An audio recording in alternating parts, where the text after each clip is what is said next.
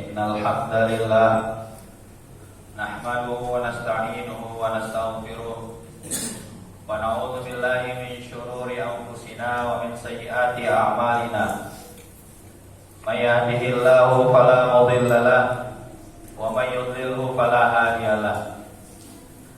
Asyhadu an la ilaha illallah wahdahu la syarika lahu wa asyhadu anna sayyidana Muhammadan abduhu wa rasuluh.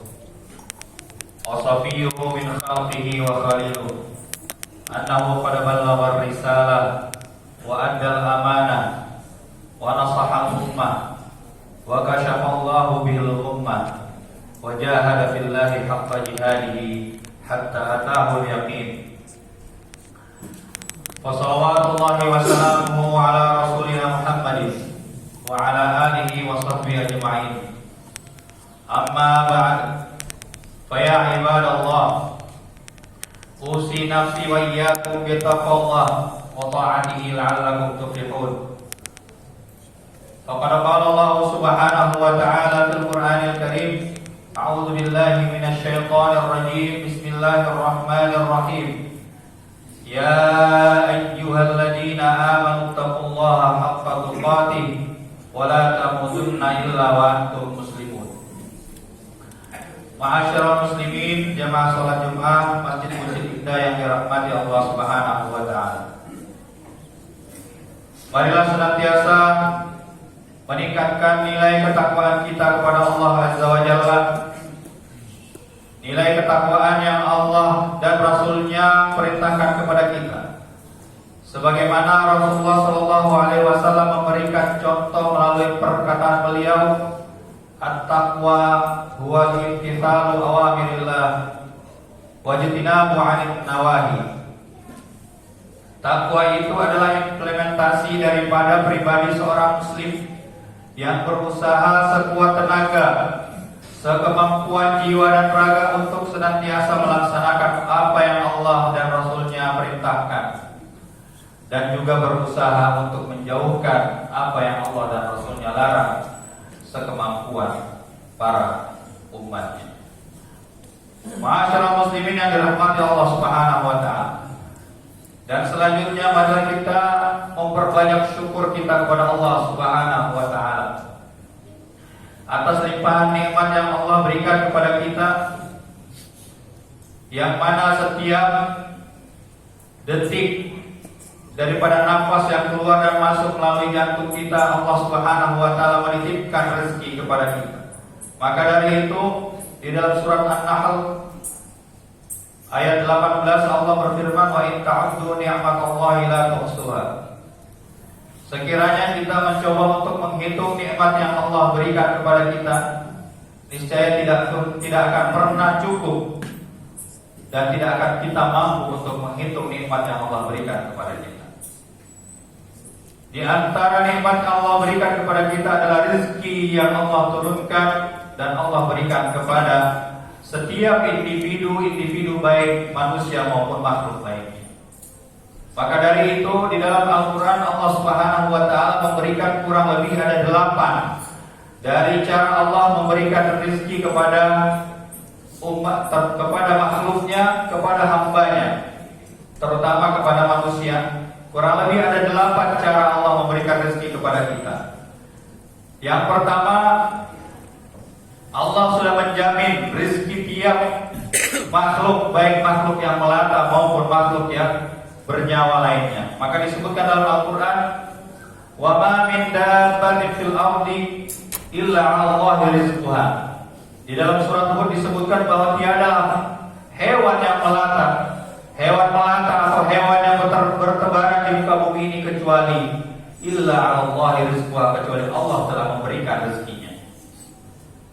Maka ini merupakan jaminan kepada kita bahwa apapun yang kita lakukan maka Allah menjamin rezeki kita. Itu yang pertama. Kemudian yang kedua, Allah juga memberikan rezeki kita sesuai dengan apa yang kita usahakan. Maka di dalam Al-Quran disebutkan wa laisa lil insani illa ma sa'a. Tiadalah seseorang manusia itu mendapatkan rezekinya kecuali apa yang telah dia usahakan.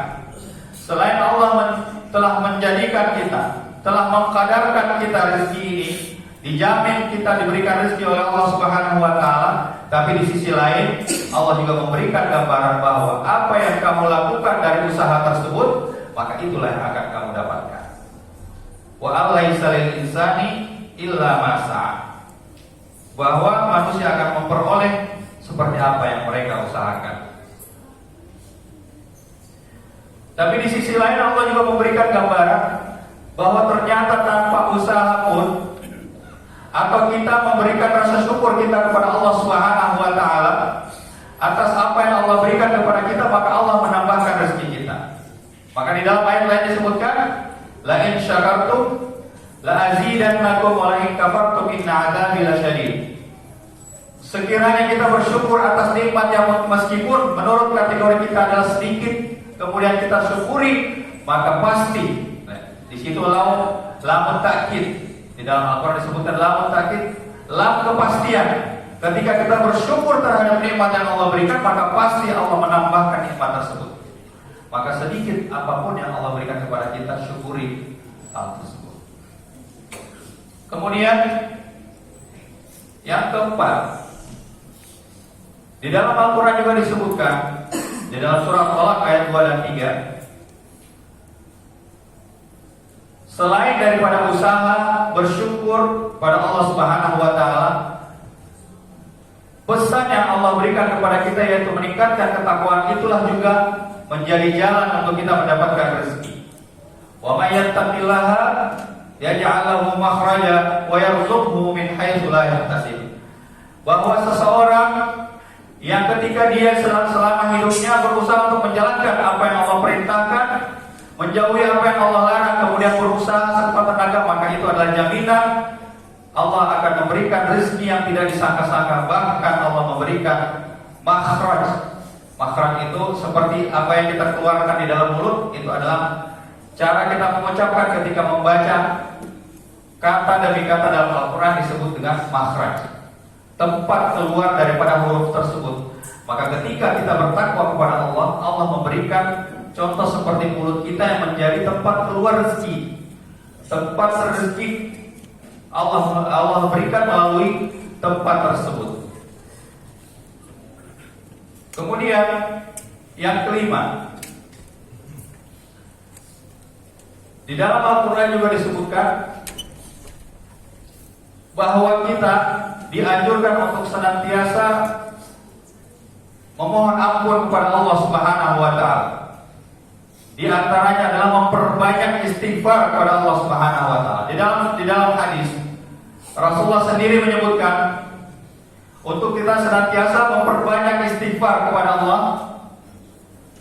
Karena Rasulullah SAW, wa inni la astaghfirullahaladzim fi kulli lail yawmin wa lailatin mi'atin marrah, kata Rasulullah. Bahwasanya sesungguhnya saya, kata Rasulullah, beristighfar kepada Allah Subhanahu wa taala setiap hari dan setiap malam tidak kurang daripada 100 kali sebutan istighfar dari Rasulullah SAW. Dan ternyata istighfar ini, Bapak Ibu hadirin yang dirahmati Allah, disebutkan dalam surah Nuh ayat 10 dan 11. Allah Subhanahu wa taala menceritakan seseorang yang senantiasa beristighfar kepada Allah. Disebutkan wa qul tastaghfiru rabbakum innahu kana ghaffara yursilis samaa 'alaikum bidarara wa yumdidukum bil amwali wa banin. Maka katakanlah, wahai manusia, istaghfirullah, istighfarlah kepada Allah, karena sungguhnya Allah Subhanahu wa taala Maha Pengampun. Selain daripada fungsi daripada istighfar itu ampunan Allah Subhanahu wa taala, yursilis samaa 'alaikum bidarara. Selain itu Allah menurunkan rezeki berupa hujan yang sangat lebat. Wa yumdidukum bil amwali wa banin, maka engkau diberikan keuangan. Amwal itu berupa materi, wa banin, dan anak-anak. Maka Allah Subhanahu wa taala menjadikan salah satu daripada sebab rezeki kita adalah senantiasa beristighfar kepada Allah Subhanahu wa taala.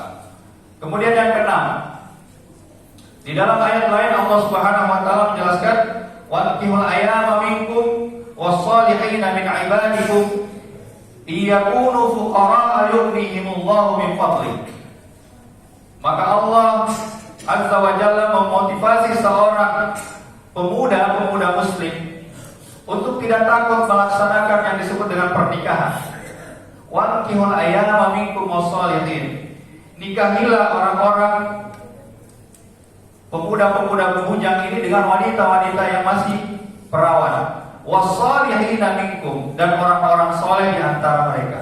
Artinya selain daripada perawan, kita menikahkan dengan perawan, maka kita juga menikahi karena melihat dari sisi kesolehannya.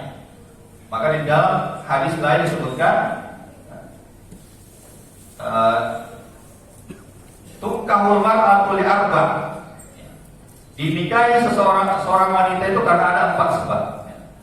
Lima liha wa jamal wa li jamaliha wa li nasabiha wa li diniha.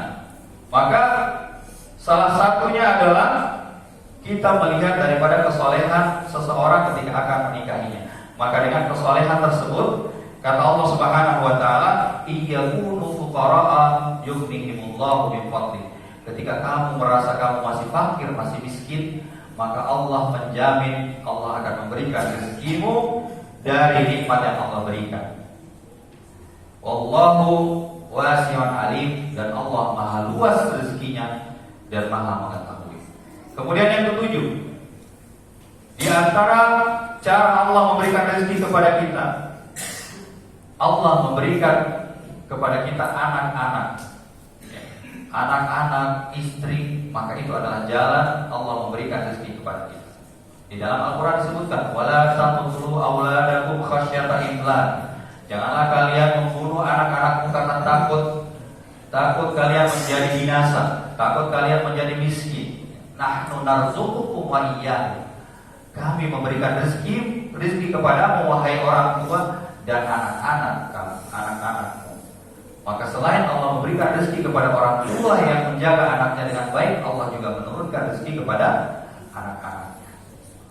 Maka dari itu, perkataan peribahasa yang kita sering dengar, semakin banyak anak semakin banyak rezeki, berdasarkan daripada ayat ini tidak ada kontradiktif, bahkan bisa menjadi penyemangat bagi kita ketika Allah berikan titipan anak-anak 1, 2, 3, 4, dan itu merupakan ladang kita beramal dan juga mendapatkan rezeki dari Allah Subhanahu wa taala. Dan yang kedelapan, yang terakhir, Allah Subhanahu wa taala memberikan gambaran di dalam surah Al-Baqarah ayat 261.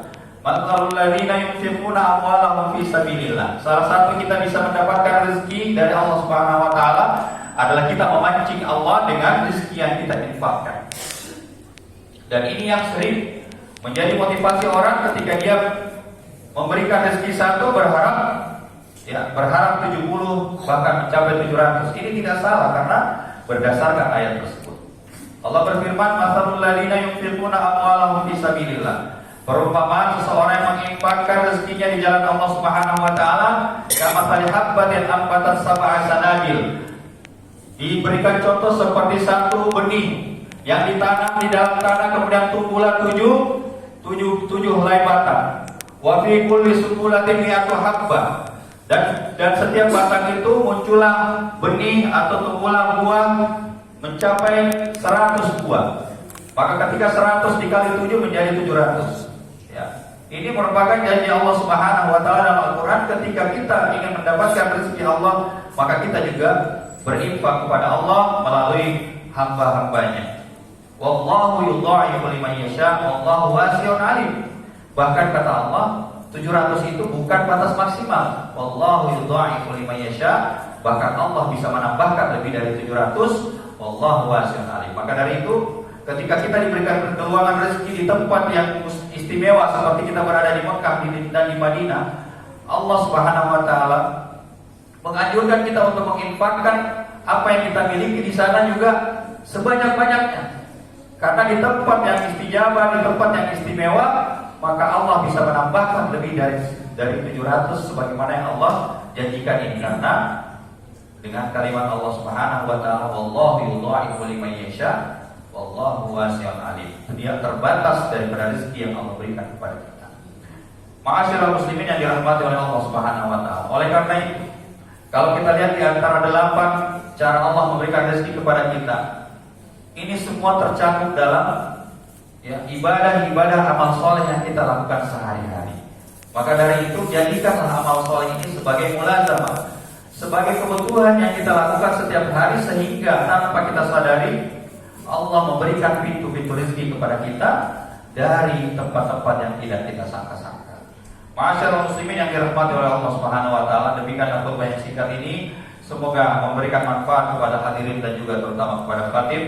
Semoga Allah Subhanahu wa taala memberikan kita kemudahan untuk bisa mendapatkan rezeki yang halal dari Allah Subhanahu wa taala, dan juga untuk bisa menginfakkan apa yang kita berikan di jalan Allah Subhanahu wa taala. Barakallahu li wa lakum fil Qur'anil azim wa nafa'ani wa iyyakum bima fihi minal ayati wa dzikril hakim wa taqabbalallahu minni wa minkum tilawatahu innahu was-sami'ul 'alim. Aqulu qawli hadza wa astaghfirullahal azim li wa lakum wa lisairil muslimina wal muslimat wal mu'minina wal mu'minat fastaghfiruhu innahu huwal ghafurur rahim. Alhamdulillah hamdan katsiran kama amar. Asyhadu an la ilaha illallah wahdahu la syarika lah, irghaman liman jahada bihi wa kafar. Wa asyhadu anna sayyidana Muhammadan abduhu wa rasuluhu sayyidul khalaiqi wal bashar. Allahumma shalli wa sallim wa barik ala sayyidina Muhammadin wa ala alihi wa ashabihi ajma'in. Amma ba'd, fa ya ibadallah, usikum wa iyaya bittaqwallah faqad faza al-muttaqun.